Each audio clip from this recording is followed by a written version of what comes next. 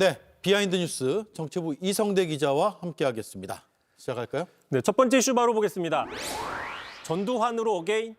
자, 고성국 유튜버 고성국 씨가 최근에 국민의힘 당사에 전두환 씨 사진을 걸자고 발언해서 지금 비판이 커지고 있죠.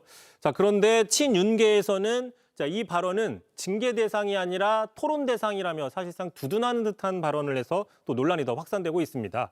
자, 그런데 말 나온 김에 과연 토론 대상인지는 좀 따져봐야 될 것 같은데, 자, 전두환 씨를 재평가해야 된다라는 주장은 이번이 처음이 아닙니다. 자, 고성국 씨는 1987년 민주화가 전두환의 결단 덕분이다라고 여러 차례 주장해온 바가 있습니다. 예, 1987년에 6월 민주항쟁이 한창일 때 유혈 진압을 안 했다. 그래서 민주화가 왔다. 이런 주장인가요? 그렇습니다. 바로 그런 주장인데 바로 들어보시죠. 역사적 전환기, 유혈 진압과 학살이냐, 정치적 후퇴와 타협이냐 라고 하는 갈림길 대목에서 전두환의 선택은 그야말로 영웅적 결단이었다. 그로써 대한민국의 민주주의는 더 큰 피를 보지 않고도 점진적으로 여기까지 올 수 있었다.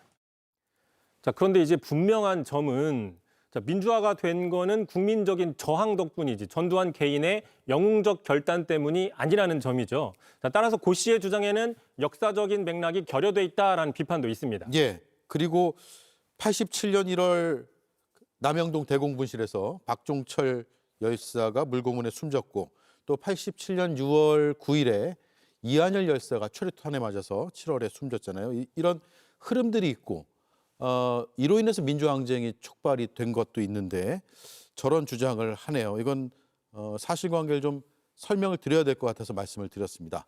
전두환 씨를 찬양하는 사람들 중에는 비슷한 논리를 많이 주장하는 것 같아요. 독재를 더 할 수도 있었는데 스스로 내려왔다. 그렇습니다. 독재를 더 할 수 있었는데 내려왔으니까 칭찬받아야 된다라고 주장하는데 칭찬할 게 아니라 독재 자체를 했으면 안 된다라고 비판을 해야 되는 것이죠. 자, 게다가 고성국 씨는 전두환 씨의 사진을 국민의힘 당사에 걸어야 된다라는 주장도 이번이 처음이 아닙니다. 윤 전 대통령 때였는데 바로 들어보시죠. 예.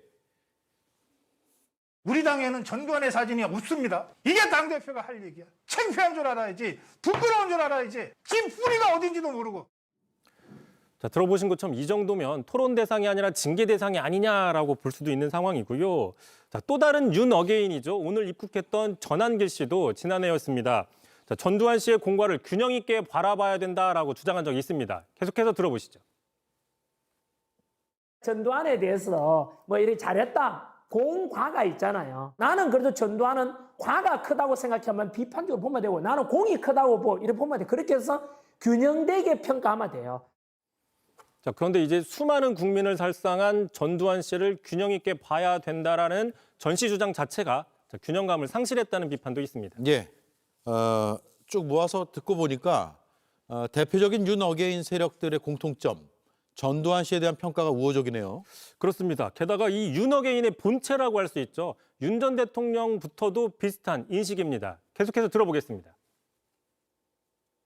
전두환 대통령이 군사 쿠데타와 그 5.18만 빼면 잘못한 부분이 이제 그런 부분이 있지만 그야말로 정치는 잘했다고 얘기하는 분들이 많습니다. 그거는 호남 분들도 그런 얘기 하시는 분들이 꽤 있어요. 자, 다시 말해서 제일 잘못한 점만 빼면은 잘한 점이 있다라는 이런 인식 당시에도 거센 비판을 받았었죠. 마치 이런 거잖아요. 자, 살인범한테 사람을 죽인 것만 빼면은 사람이 착하다라는 것과 다를 바 없다는 비판입니다. 네, JTBC 뉴스룸을 시청해 주셔서 고맙습니다. 저희는 저녁 6시 30분 뉴스룸에서 뵙겠습니다.